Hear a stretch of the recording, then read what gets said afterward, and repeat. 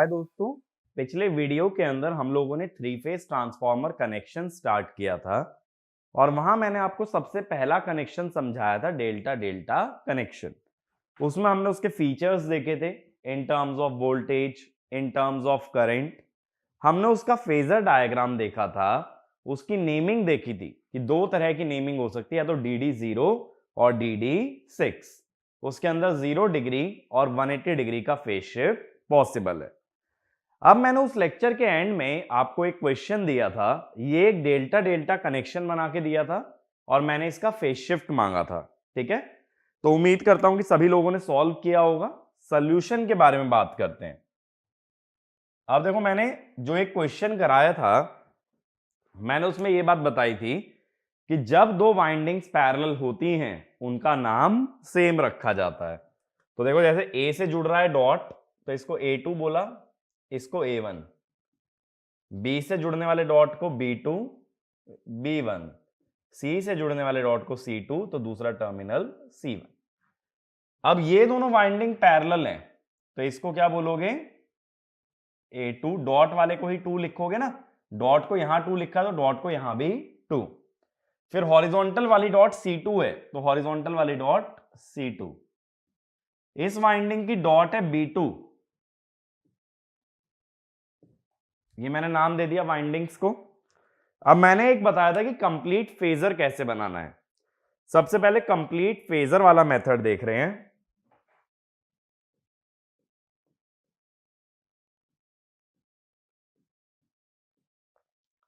Complete phasor diagram में क्या करोगे? पहले एक लाइन बनाओगे ए की, एक बी और एक सी। अब मैंने बोला था ए वाली लाइन पे ड्रॉ कर देना एक फेजर A1 से A2, ऐसा एक ड्रॉ कर लेना। B1 B2 इसी डायरेक्शन में आना चाहिए, बी वाले में पॉजिटिव सीक्वेंस मानेंगे ना, और C1 C2 इस तरफ आना चाहिए।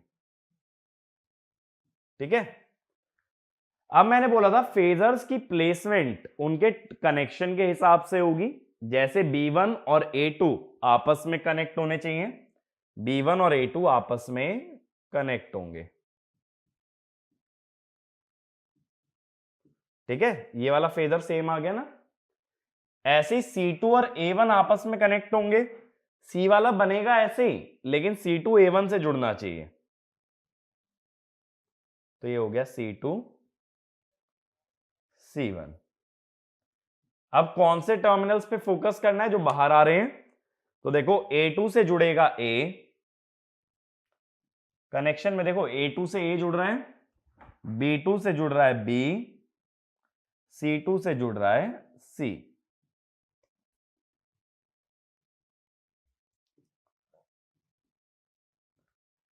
अब इसी अकॉर्डिंगली सेकेंडरी का फेजर बना लो। सेकेंडरी का फेजर बनाओगे तो A1 A2 तो इसी के पैरेलल बनाओगे। सेकेंडरी का फेजर प्राइमरी के पैरेलल ही बनाना है, A1 A2। अब B1 B2 ऐसा ही आना चाहिए। ठीक है, B1 B2 यही होना चाहिए, लेकिन कनेक्शन में B2 जुड़ेगा A1 से, तो B1 B2 ऐसे ही आएगा, बट B2 जुड़ गया A1 से। ठीक है, यानी ऐसी लाइन ड्रॉ करनी है, बट B2 A1 पे आना चाहिए। C1 C2 ऐसे जाएगा, लेकिन C2 जुड़ेगा B1 से। C1 C2 ऐसे ही जा रहा है, बट C2 जुड़ रहा है B1 से। अब टर्मिनल्स देखो, B2 से जुड़ने वाला C, बाहर वाले टर्मिनल देखो, B2 से जुड़ने वाला C, C2 से जुड़ने वाला A और A2 से जुड़ने वाला B।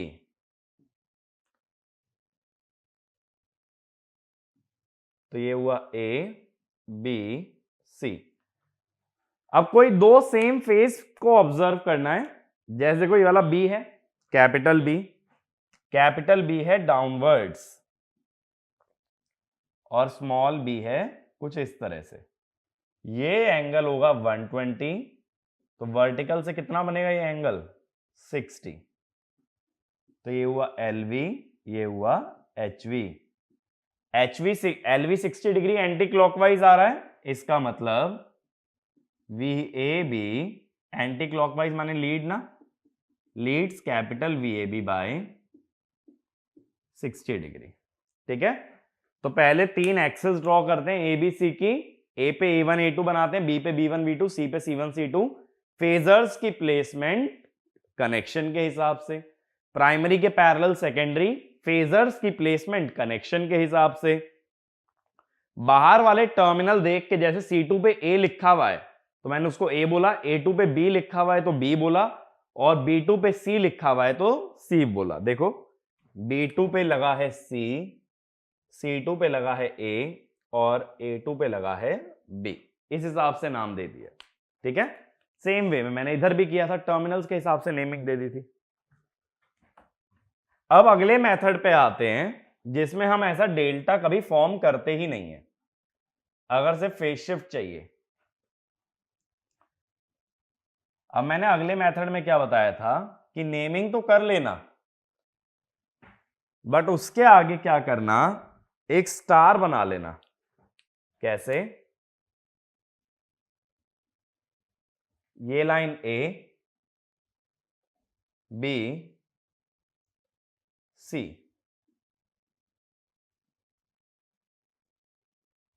अब मैंने बोला था ऐसे ड्रॉ कर देना, इस लाइन पे A1 A2, अभी कनेक्शन का मतलब ही नहीं है हमें, B1 B2 C1 C2, ऐसे ही फिर छोटे फेजर बना लेना,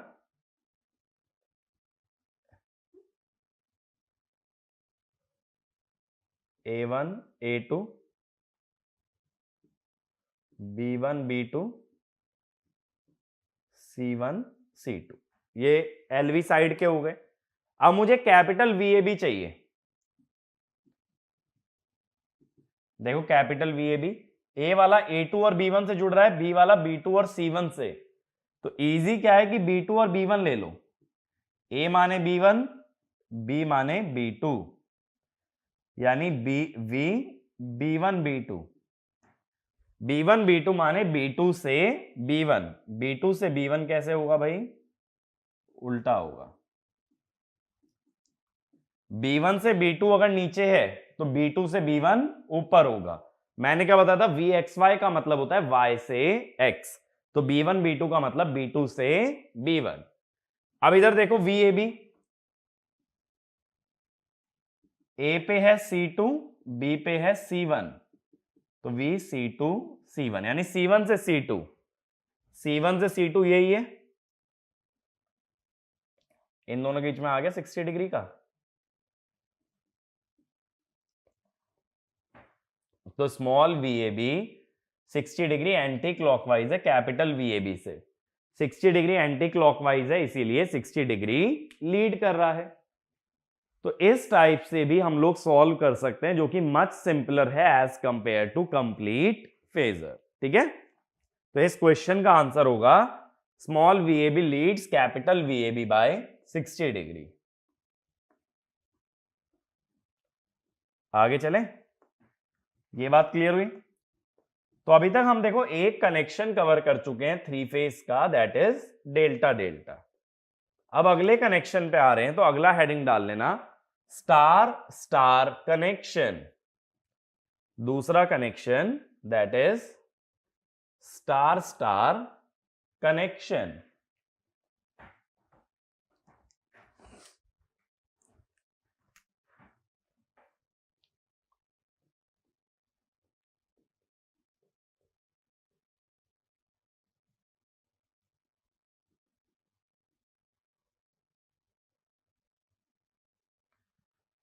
अब देखो स्टार स्टार कनेक्शन का मतलब क्या हुआ, प्राइमरी और सेकेंडरी दोनों ही साइड्स हमारी होंगी स्टार कनेक्टेड।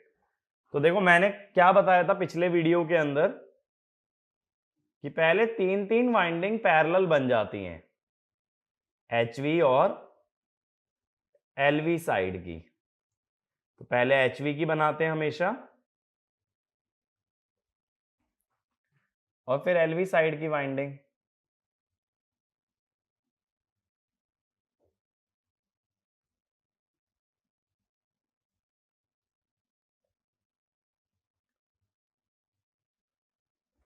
अब मैंने बोला था इन वाइंडिंग्स के नेम गिवन होते हैं और नेम नहीं गिवन होते तो डॉट गिवन होती हैं। मैंने डॉट से नेम लिखना भी बताया,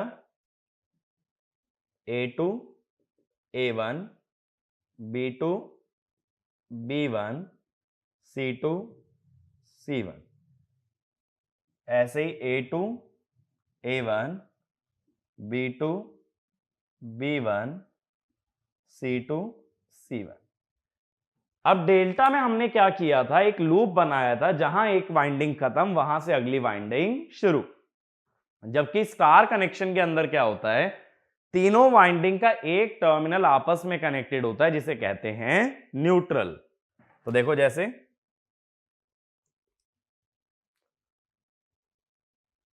ये एचवी साइड का इसीलिए कैपिटल एन, और इधर से ये एलवी साइड का इसीलिए स्मॉल एन। ठीक है, ये मैंने न्यूट्रल दिखा दिया। दोनों तरफ क्या हो गया, स्टार स्टार कनेक्शन। तो स्टार को एक्चुअल स्टार की फॉर्म में भी दिखा सकते हैं क्वेश्चन में। यह स्टैंडर्ड तरीका ये होता है दिखाने का जहां सारी वाइंडिंग पैरेलली ड्रॉ की जाती है। अब देखो पहले वाले मेथड से ही चलेंगे। अब मैं क्या करूंगा, सबसे पहले मैं 3 एक्सेस बना लूंगा। 3 एक्सेस देखो ऐसे बना लो।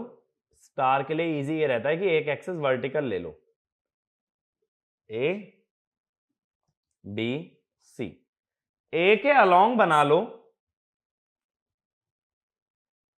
ए के अलोंग बना लिया A1 से A2। अब बी के अलोंग आना चाहिए B1 से B2, और ऐसे प्लेस करो कि B1 A1 के साथ जुड़े। तो यानी B1 B2 इस लाइन के अलोंग जाएगा और B1 A1 के साथ जुड़ेगा। देखो स्टार का फेजर कितना सिंपल है, B1 B2। अब C इस लाइन के अलोंग जाएगा, लेकिन C1 किसके साथ जुड़ेगा, A1 और B1 के। ये आ गया C1 और ये C2। ठीक है, A1 B1 C1 को न्यूट्रल भी कह सकते हो। तो स्टार के तीनों फेजर ना सिंपली स्टार में बन जाते हैं 3 लाइन के अलोंग, बहुत सिंपल है। अब मैंने सेकेंडरी का क्या बताया था तरीका, कि प्राइमरी के पैरेलल फेजर आता है सेकेंडरी का।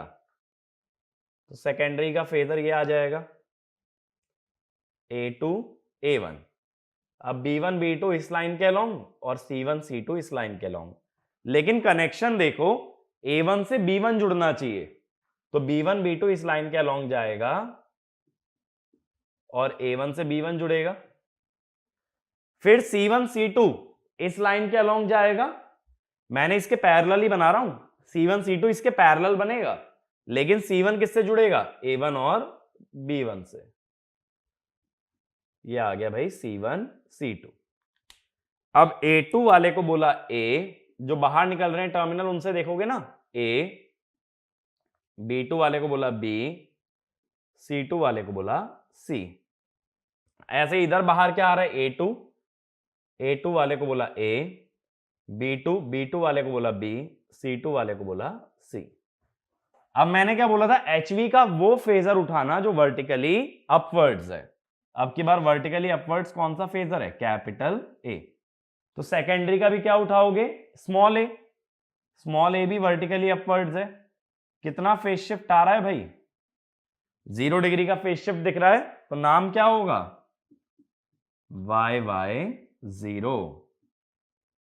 ठीक है, कैपिटल Y का मतलब HV side star connected, small y का मतलब LV साइड स्टार कनेक्टेड, 0 का मतलब 0 degree phase shift between HV and LV। ठीक है, तो स्टार का फेजर बनाना सबसे आसान है, सीधा स्टार की फॉर्म में बनाओगे और जो टर्मिनल एक साथ कनेक्टेड हैं वो सारे स्टार के सेंटर पे आएंगे। प्राइमरी के पैरेलल सेकेंडरी बनाओगे, उसके बाद जो टर्मिनल बाहर निकले हैं उसके हिसाब से ही फेजर का नेमिंग होता है। जैसे मैंने पिछले क्वेश्चन में भी दिखाया था, जो एबीसी बाहर मैंने दिखा रखे थे उसी के हिसाब से मैंने फेजर्स को नाम दिए थे। अब मैंने बाहर क्या दिखाए हैं, A2 B2 C2, A2 B2 C2, तो इनके हिसाब से मैंने नेमिंग दिया है। ठीक है, अब इसी का अगला वेरिएशन देखते हैं। अगले वेरिएशन में आप लोग क्या करने वाले हो कि वीडियो पॉज करके एक बार ट्राई करने वाले हो इसका फेजर डायग्राम, ठीक है। जितने भी स्टेप तक बन पाए एक बार बनाओ, वीडियो पॉज करो, ट्राई करो, अगर 2 स्टेप, 1 स्टेप भी हो पाता है तो वहां तक पहुंचो और फिर वीडियो प्ले करके देखना कि ये हमने किस तरीके से ड्रॉ करने वाले हैं, ठीक है। तो 3-4 मिनट का टाइम ले सकते हो इसको ट्राई करने के लिए।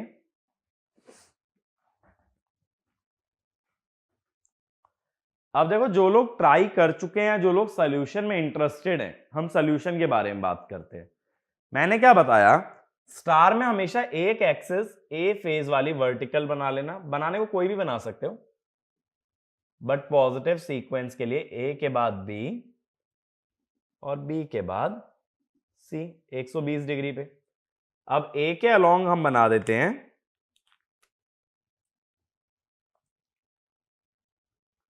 A1 से A2, बी के अलोंग जाना चाहिए B1 से B2 और B1 A1 सेम पॉइंट पे आएंगे, तो बी के अलोंग आ गया B1 से B2।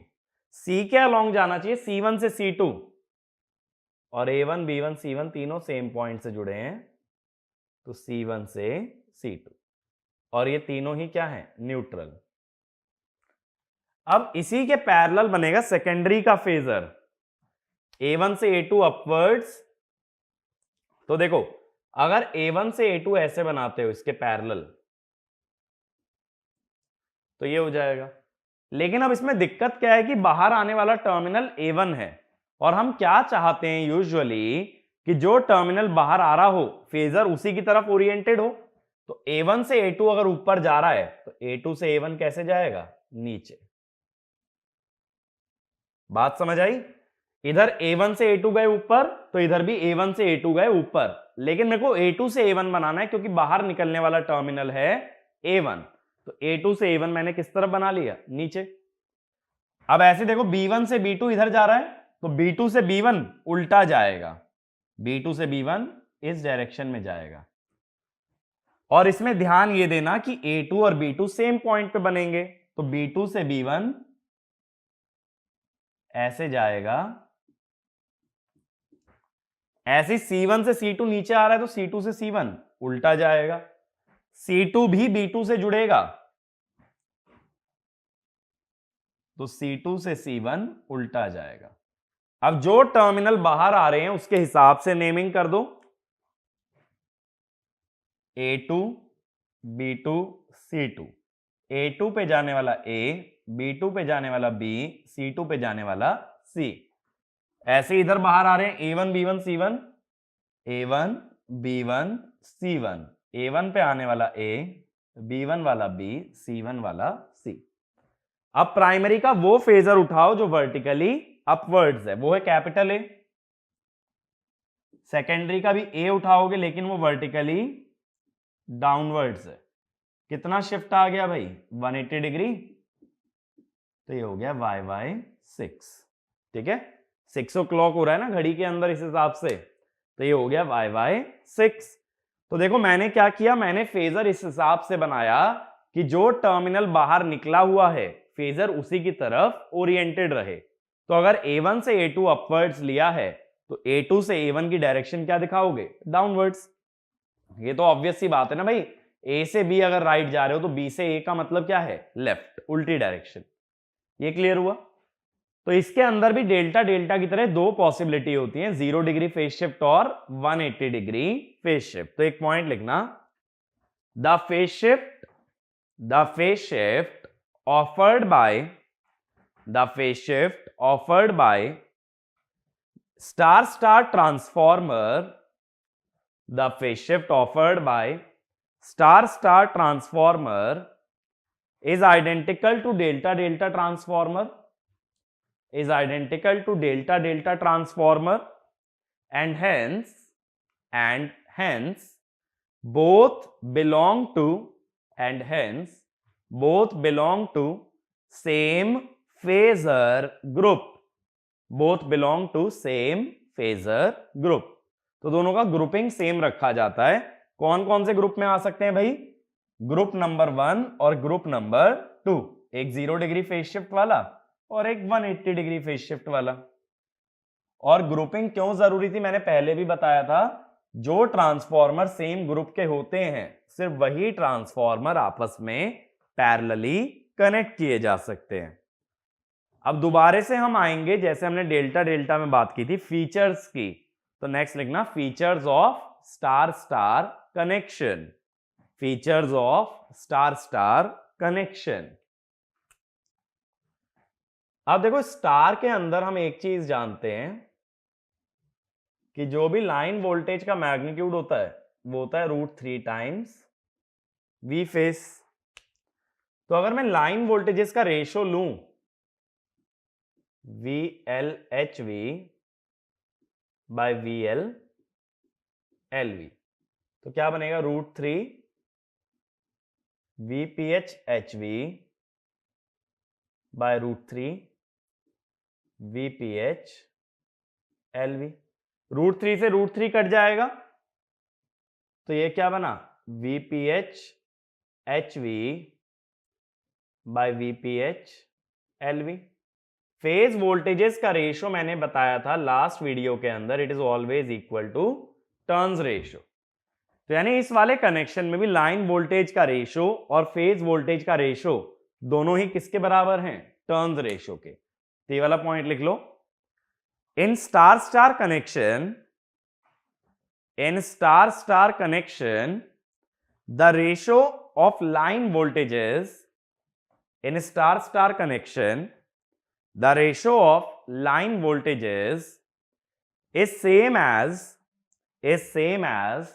the ratio of phase voltages, is same as the ratio of phase voltages, which is equal to turns ratio, which is equal to turns ratio। ठीक है, अब ये बात हुई। अब हमने पिछले लेक्चर के अंदर डेल्टा डेल्टा में अगली क्या बात की थी, अगली बात हमने की थी कि अगर लाइन वोल्टेज को सेम रखें तो फेज वोल्टेज के बारे में।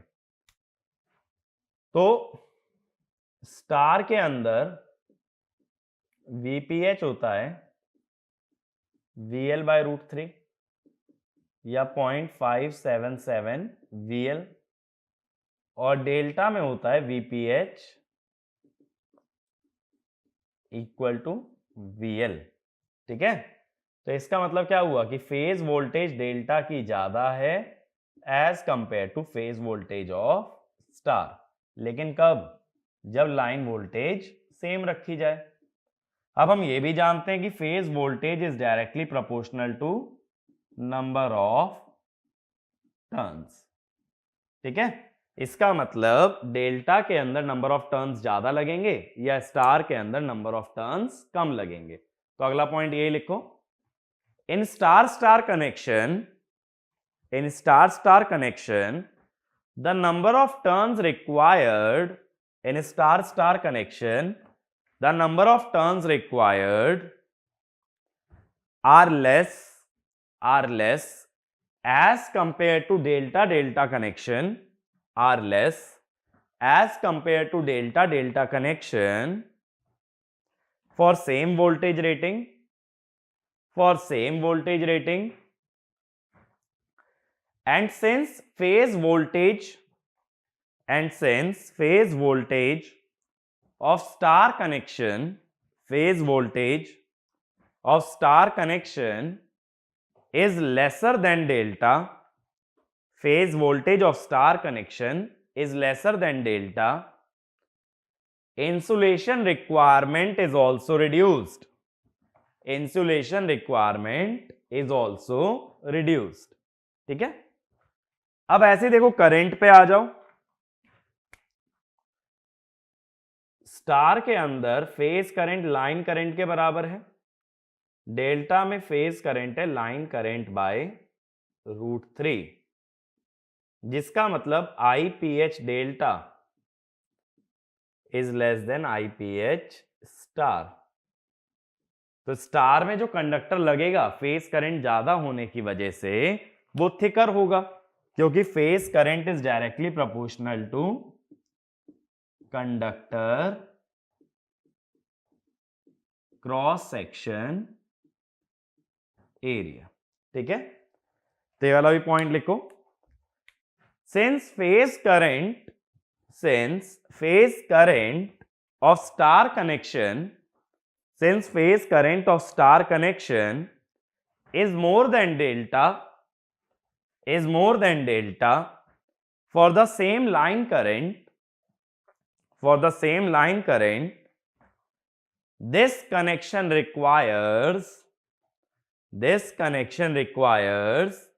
thicker conductor.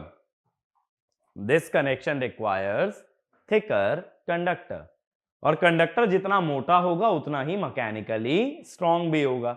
ये हमने डेल्टा डेल्टा में लिखा था ना कि delta delta conductor star star से मैकेनिकली वीक होता है। अब एक उल्टा कंपैरिजन ये था कि अगर वीपीएच सेम कर दो, वीपीएच सेम करोगे तो स्टार का जो वीएल है वो होगा √3 वीपीएच और डेल्टा का जो वीएल है वो है वीपीएच, यानी कि VL star is greater than VL delta. Same way में यहां आईएल है आईपीएच, यहां आईएल है √3 आईपीएच। तो अगर आईपीएच को सेम माना जाए तो IL star is less than IL delta. तो इसीलिए हम बोल देते हैं कि star star connection high voltage low current application में काम आ सकता है। तो इसमें वाला पॉइंट लिखो, if VPH and IPH are same for star and delta, star connection is more useful for high voltage low current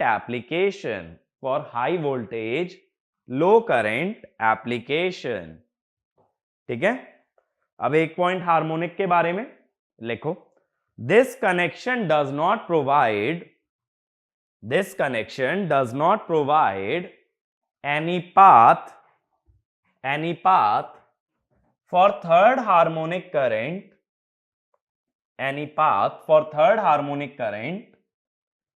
so flux and EMF contain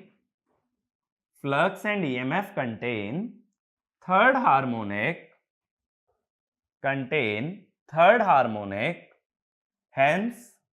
hence they are non-sinusoidal, except for three-limbed core, इसका क्या logic है, ये सब बातें होंगी लेकिन harmonics के अंदर। अभी इस पॉइंट को बस लिखा रहने दो, क्योंकि जब एक बार हार्मोनिक्स पढ़ लोगे ना और फिर इन सब चीजों को दोबारा सोचोगे तो ये बहुत इजी लगेगा। अभी लिखवा इसलिए दे रहा हूं ताकि जब आगे कभी रिवाइज करोगे स्टार स्टार या डेल्टा डेल्टा तो हार्मोनिक वाला पॉइंट भी साथ में याद रहना चाहिए। ठीक है, बट अभी मत याद करो, हार्मोनिक्स के बाद क्लियर हो जाएगा। अब मैं तीसरे कनेक्शन पे आता हूं। तीसरा कनेक्शन है डेल्टा स्टार कनेक्शन। ठीक है, यानी एचवी साइड डेल्टा और एलवी साइड है हमारी स्टार। तो इसके नेमिंग कैसे होगी, डीवाई की टर्म्स में चलेगी। ठीक है, अब देखो इसके अंदर हम ये देखेंगे कि कनेक्शन के अंदर ना 4 पॉसिबिलिटी निकलेंगी। तो तुम्हारा क्या ऑब्जेक्टिव है यहां पे कि तुम्हें ये पता लगाना है कि कनेक्शन की नेमिंग क्या होने वाली है। ठीक है, फेजर डायग्राम ड्रॉ करना है, तो एक का मैं ड्रॉ करके दिखाता हूं, बाकी 3 कनेक्शन का तुम ड्रॉ करना। और जब तक हाथ से ट्राई नहीं करोगे ना, जब तक ये फेजर पे कमांड नहीं आएगी।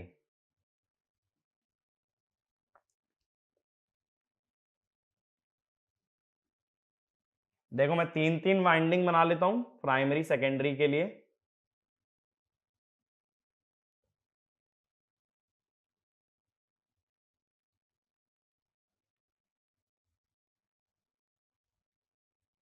ये बन गई। अब नेमिंग दे देते हैं, A2 A1, B2 B1, C2 C1, ऐसे A2 A1, B2 B1, C2 C1। अब प्राइमरी को डेल्टा में जोड़ना है तो देखो कनेक्शन देखो, एक लूप में करने वाला हूं। प्राइमरी साइड कौन सी दिखाता है हमेशा, HV। वैसे तो मैंने देखो ये बोला ही था कि प्राइमरी सेकेंडरी टर्म मत यूज करना, सिर्फ HV LV यूज करो। ये कनेक्शन दिखाया मैंने HV साइड के, LV साइड दिखा दी स्टार में, ठीक है। अब देखो इसका मुझे फेजर डायग्राम बनाना है, तो फिर से सेम प्रोसेस फॉलो करते हैं। और अगेन फिगर देने के दो तरीके, या तो टर्मिनल्स के नाम मार्क करके, चाहे तो डॉट लगा के दे सकता है। डॉट वाले अगर इधर में 2 हैं तो डॉट वाले इधर में भी क्या होंगे, 2। उल्टा भी कर सकते हो, डॉट दोनों तरफ 1 1 पे भी लगा सकते हो। ऐसा मत सोचना कि डॉट हमेशा 2 पे ही लगाते हैं, वो तो मेरा ऐसा प्रोसेस रहता है कि जो टर्मिनल डॉटेड होता है उसी को मैं 2 लिख लेता हूं, ठीक है। लिखने को तो तुम इसे 1 2 की जगह XY भी लिख सकते हो, कोई मतलब नहीं है 1 और 2 एज सच, तुम कुछ भी लिख सकते हो। बस नंबरिंग इसलिए की जाती है कि सेम टर्मिनल दोनों साइड पे आइडेंटिफाई करने के लिए, ठीक है। आगे चलें। अब मैंने डेल्टा का फेजर बनाना कैसे बताया था, पहले 3 लाइन ड्रॉ कर लेना भाई। देखो डेल्टा डेल्टा से कहीं आसान है ये फेजर। अगर डेल्टा डेल्टा क्लियर है ना तो कोई भी फेजर बना सकते हो। ये वाली लाइन A, ये वाली लाइन B, ये वाली लाइन C। मैंने अब बोला था पहला फेजर तो सीधे डाल देना A पे। ये डल गया भाई A1 A2। अब B1 B2 इस लाइन के अलोंग आएगा, लेकिन कनेक्शन कुछ ऐसा कि B2 किस पे जुड़े, A1 पे। मुझे ऐसी लाइन जोड़नी है और B2 A1 पे आए, तो यहां बना लो। देखो सेम लाइन मैंने बना दी, B2 आ गया ना A1 पे। अब C1 से C2 ये लाइन बननी चाहिए, नीचे से ऊपर C1 से C2। C1 से C2 ये लाइन तो बनेगी, लेकिन C2 किससे जुड़ेगा, B1 से। C1 से C2 यही लाइन बननी चाहिए।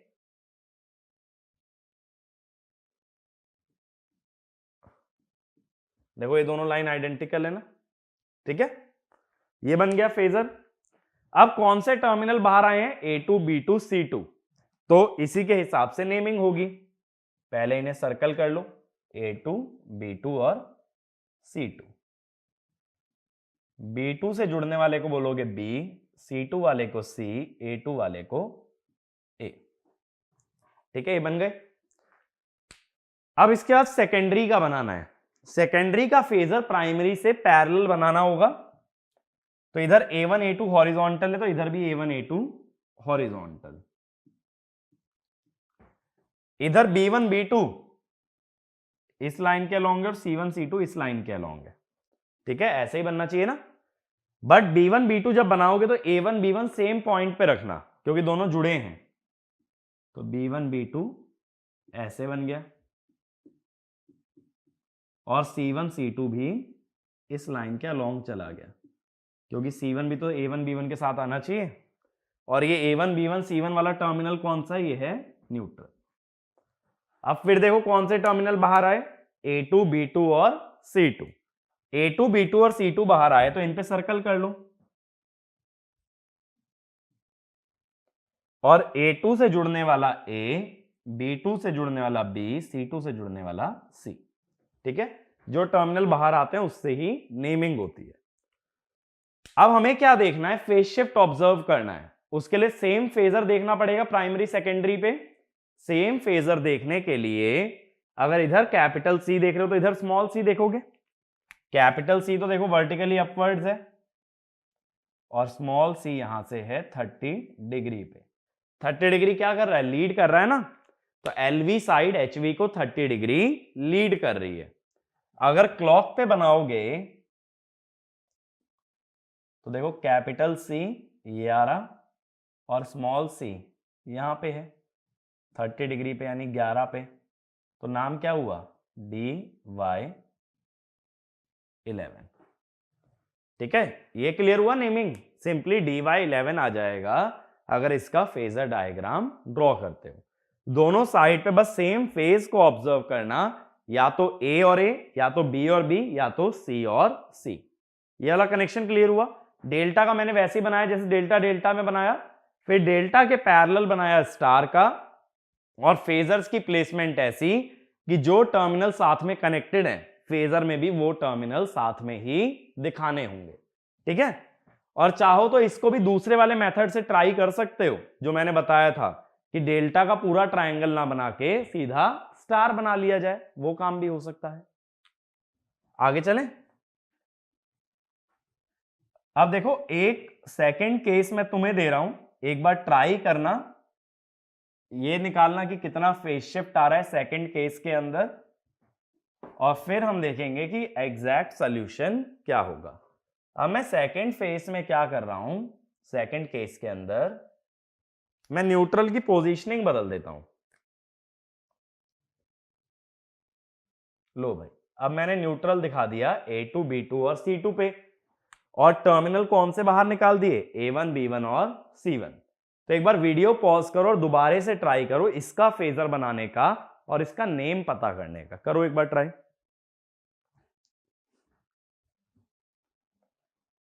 अब देखो जो लोग ट्राई कर चुके हैं सॉल्यूशन में इंटरेस्टेड हैं, हम लोग इसके सॉल्यूशन के बारे में डिस्कस करते हैं। फिर से डेल्टा का फेजर बनाने के लिए 3 लाइन में ड्रॉ कर लेता हूं, A, B, C, ये 3 आ गई लाइन। अब A1, A2 सीधा A के अलोंग बना देना,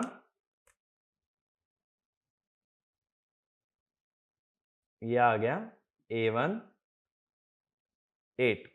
ठीक है, अब B1, B2 इस लाइन पे आना चाहिए, लेकिन B2 जुड़ेगा A1 से, तो B1, B2 इस लाइन पे आना चाहिए, लेकिन B2 जुड़ेगा A1 से। C1, C2 इस लाइन पे आएगा, लेकिन C2 जुड़ेगा B1 से। C1, C2 इसी लाइन के अलोंग आया, लेकिन C2 जुड़ा B1 से। अब जो टर्मिनल बाहर आ रहे हैं उन्हें सर्कल कर लो। A2 वाले टर्मिनल को बोल दूंगा A, B2 वाले को B, C2 वाले को C। ये बन गया। अब सेकेंडरी का इसके पैरेलल बनाना है, लेकिन अब देखो सेकेंडरी में टर्मिनल बाहर कौन से आ रहे हैं, A1, B1, C1। तो A1 से A2 बनाने का कोई फायदा नहीं, तुम बनाओ A2 से A1। A2 से A1 बनाओगे, अगर A1 से A2 राइट है तो A2 से A1 कैसे होगा, लेफ्ट। ठीक है, B1 से B2 अगर डाउनवर्ड्स है तो B2 से B1 कैसे होगा, अपवर्ड्स। लेकिन B2 किस पे रखोगे, A2 पे, तो B1 से B2 नीचे आ रहे हो, ऐसे आ रहे हो, तो B2 से B1 ऊपर जाओगे उल्टा। फिर C1 से C2 इस तरफ है, तो C2 से C1 उल्टा होगा। अब टर्मिनल बाहर कौन से आए हैं भाई, A1, B1, C1, इन्हें सर्कल कर लो। A1 वाला A, B1 वाला B और C1 वाला C। अब किसको ऑब्जर्व करना है, जो प्राइमरी में वर्टिकल है। प्राइमरी में वर्टिकल है तुम्हारा C, ये है भाई, तो यहां से ये एंगल बना 30 और ये एंगल बना 120। तो कैपिटल C और स्मॉल c के बीच में कितना एंगल है, 150 डिग्री। तो अगर ये कैपिटल C है तो 150 डिग्री बाद आ रहा है स्मॉल c। 150 डिग्री का मतलब 30 डिग्री का एक नंबर होता है ना, 150 डिग्री का मतलब 1, 30, 60, 90, 120, 150। तो कहां पे जाएगा, 5 पे। तो अब देखो कितना घड़ी में टाइम हो गया, 5 बज गए, तो dy5। इसका मतलब क्या हुआ, LV lags HV by 150 degree.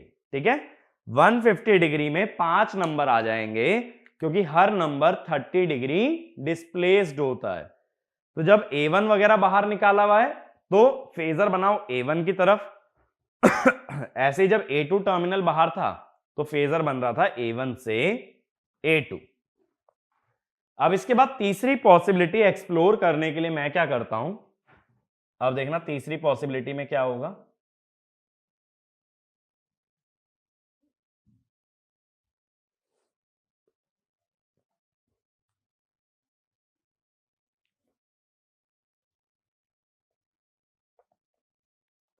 मैं प्राइमरी के कनेक्शन बदल देता हूं।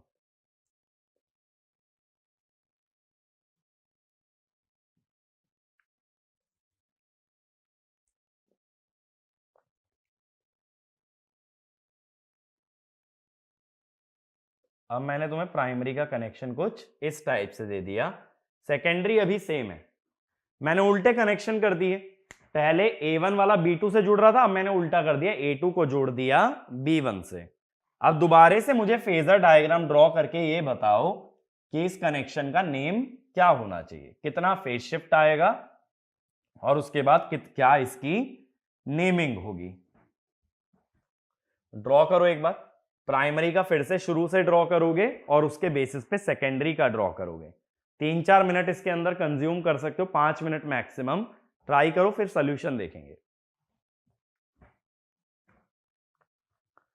अब जो भी लोग ट्राई कर चुके हैं या डायरेक्ट सॉल्यूशन में इंटरेस्टेड है, अब देखें जरा, फिर से सेम प्रोसेस फॉलो कर रहे हैं। एक ही प्रोसेस को ना इतनी बार फॉलो करो दिमाग में छप जाए। 3 लाइन A B C। ए पे पहला फेजर डाल देंगे A1 A2। B1 B2 नीचे आना चाहिए, लेकिन B1 जुड़ेगा A2 से। B1 B2 इसी लाइन पे आएगा, बट B1 जुड़ेगा A2 से। तो भाई ये बना लो, ये आ गया B1 B2। C1 C2 इसी लाइन पे जाएगा, लेकिन C1 जुड़ेगा B2 से। इसी लाइन पे जाना है, लेकिन C1 को जोड़ना है B2 से। अब टर्मिनल बाहर कौन से हैं? A2 B2 और C2। सर्कल मार लो। जो टर्मिनल बाहर, उसके हिसाब से रेफरेंस फेजर बनेगा। A2 वाला A, B2 वाला B, C2 वाला C। अब प्राइमरी फेजर बनने के बाद इसके पैरेलल बनाओ सेकेंडरी, लेकिन सेकेंडरी में बाहर आ रहा है A1, तो A1 से A2 बना के फायदा नहीं है, फायदा है A2 से A1 बनाने में। अगर A1 से A2 राइट है तो A2 से A1 लेफ्ट होगा। A2 A1, ठीक है। फिर भी मैं ऐसे डॉटेड लाइन बना लेता हूं, जो मैंने प्राइमरी में भी बनाई थी। अब B1 से B2 इस लाइन के अलोंग था ना, तो B2 से B1 उल्टा होगा, और B2 और A2 सेम पॉइंट पे हैं। देखो B2 A2 कनेक्टेड है, ऐसी C2 भी इन दोनों से कनेक्टेड है। C1 से C2 अगर ऊपर था तो C2 से C1 नीचे आएगा। अब जो टर्मिनल बाहर आ रहे हैं A1 B1 C1, उसके हिसाब से नेमिंग दे दो। स्टार में कोई रेफरेंस फेजर बनाने की जरूरत नहीं होती, स्टार खुद ही स्टार में है। अगर डेल्टा होता है ना, डेल्टा के अंदर स्टार बनाते हो। अब प्राइमरी का कौन सा फेजर देखोगे भाई? कैपिटल बी वाला। कैपिटल बी है नीचे की तरफ, और उससे ये एंगल 30, ये एंगल 120। तो क्या हो रहा है? सेकेंडरी वाला 150 डिग्री लीड कर रहा है। तो हम क्या कह सकते हैं? LV leads HV, anti clockwise है ना, तो लीडिंग हो गया बाय 150 डिग्री। तो अगर एचवी को ऊपर बना लोगे तो एलवी 150 डिग्री एंटी क्लॉकवाइज आना चाहिए। ये आ गया ना 150 डिग्री। अगेन 150 डिग्री में 5 नंबर होते हैं घड़ी के, 12, 11, 10, 9, 8, 7। तो अब घड़ी में कितने बज रहे हैं भाई? एलवी वाले को आवर हैंड मानो, एचवी को minute hand, this is dy/7। ठीक है, तो अगर ये लैगिंग लीडिंग वाला एंगल निकाल लोगे ना तो घड़ी पे भी पता लगा सकते हो कि कितना नेम आना चाहिए, कितना टाइम होना चाहिए।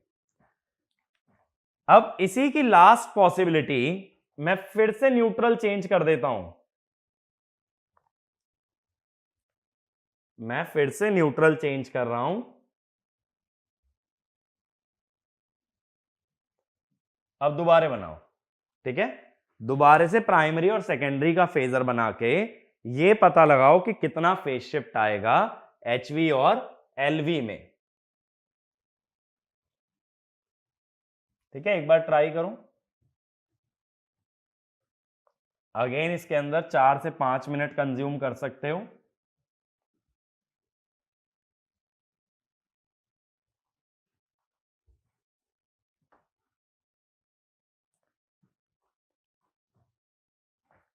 अब देखो, जो लोग ट्राई कर चुके हो या जो लोग सोल्यूशन देखना चाहते हो, सोल्यूशन के बारे में बात करते हैं। फिर से सेम प्रोसेस डेल्टा के लिए, 3 लाइंस ए, बी और सी। पहला फेजर ए के अलोंग डाल दो सीधे, A1 A2। दूसरा फेजर नीचे जाना चाहिए, लेकिन ध्यान क्या रखना है, B1 आना चाहिए A2 पे। तो दूसरा फेजर नीचे जाना चाहिए बट B1 आना चाहिए A2 पे। तीसरा फेजर ऊपर जाना चाहिए, लेकिन कनेक्शन देखो, C1 आएगा B2 पे। तीसरा फेजर ऊपर जाएगा लेकिन C1 आएगा B2 पे। बन गया डेल्टा।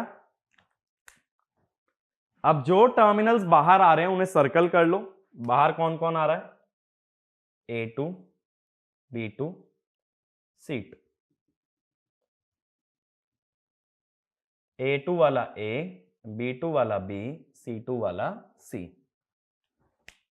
अब इसी के पैरेलल सेकेंडरी बनाओ। अब देखो न्यूट्रल कहां है? A1, B1 और C1 पे, तो फेजर A1 से A2 ही बनेगा, तो इस बार पैरेलल ही बनाना है। तो A1 से A2 ये आ गया प्राइमरी के पैरेलल। फिर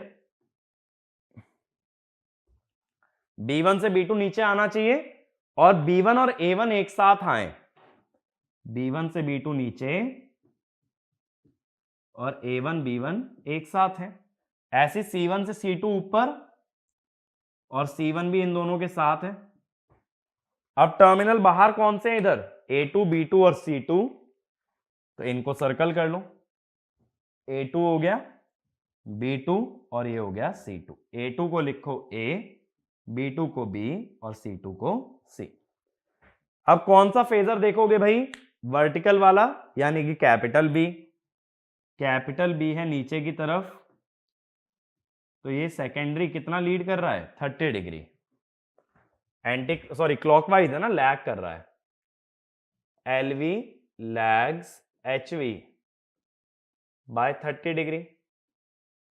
तो अगर HV का फेजर वर्टिकल है तो LV इससे 30 डिग्री लैग करेगा, 30 डिग्री क्लॉकवाइज। 30 डिग्री में कितने नंबर आएंगे भाई घड़ी पे? एक नंबर आएगा ना, ये 12, तो ये 1। तो कितना टाइम हो गया घड़ी में? dy1। तो देखो यहां पे 4 पॉसिबिलिटी बन गई। क्या क्या कनेक्शन हमने देख लिए? dy11, dy1, dy7 और dy5। जैसे स्टार स्टार और डेल्टा डेल्टा में 2 पॉसिबिलिटी होती हैं, एक तो dy0 और dy6, ऐसे यहां 4 होती हैं, 1, 5, 11, 7। मेरी बात क्लियर हुई? ठीक है, तो अब तो एक अच्छा आइडिया लग रहा होगा भाई ये फेजर कैसे ड्रॉ होते हैं। पहले प्राइमरी का बनता है, सेकेंडरी का उसके पैरेलल अगर सेम डायरेक्शन में बनाओ, और उल्टा जाओगे तो एंटी पैरेलल। बाद में सेम फेज के 2 फेजर्स के बीच का फेज शिफ्ट निकाल देते हैं। लेकिन ये कभी मत भूल जाना, जो फेज शिफ्ट निकाल रहे हो वो किसके बीच में होता है? लाइन वोल्टेजेस के। फेज वोल्टेज हमेशा होती हैं सेम फेज में। अब अगला लिखना, जैसे स्टार स्टार डेल्टा डेल्टा में लिखा, features of delta star connection. Features of delta star connection. सबसे पहले फीचर में हम क्या करते हैं, लाइन वोल्टेज का रेशियो लेते हैं ना।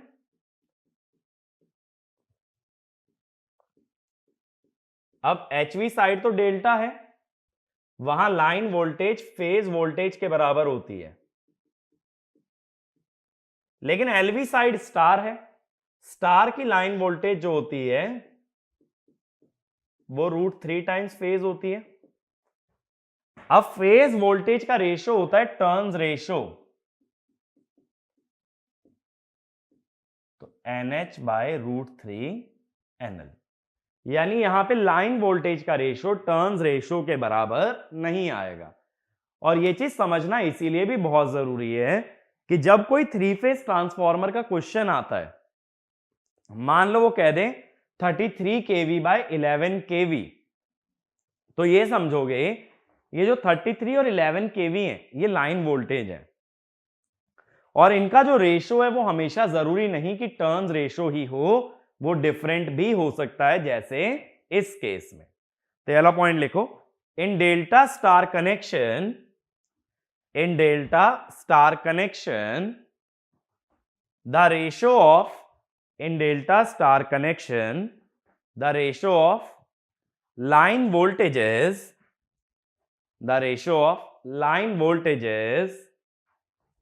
is less as compared to phase voltage, is less as compared to phase voltage, and the ratio is not equal to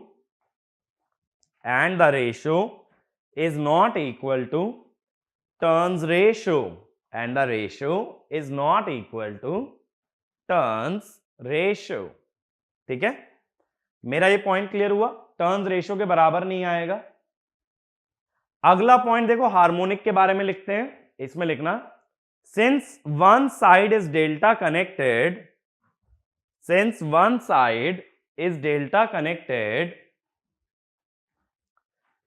there is closed path